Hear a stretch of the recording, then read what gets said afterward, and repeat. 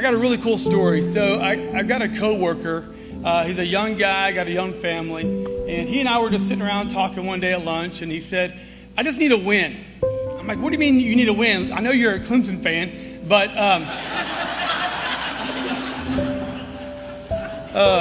so they got one last night. We're good." I said, "What do you mean you need a win?" He's like, "Man, just life, man." I was like, "Yep." And he said, "I just need a win." And this was a couple weeks ago. I said, "Well, you got a young family. You should go to our thing that we're doing in our church called Trunk or Treat." I said, "It's a great event. Your kids will have a good time. It'll be a good environment for your kids and for your family." And I said, "Make sure you can get there early or you won't have a win. I promise you that, okay? So get there early."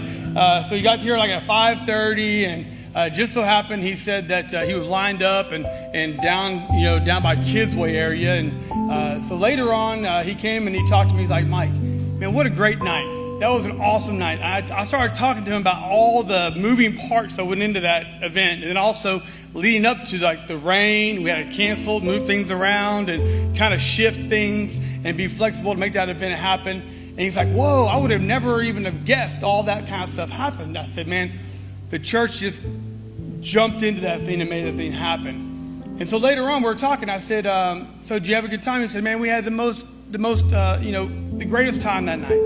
And he said, "I want to say thank you so much for, for inviting me to come be a part of this thing." He said, "Every trunk that we would go to, the smiles and the love those people had he said, I could just kind of tell they just love people." And I said, "Yeah, they do that good."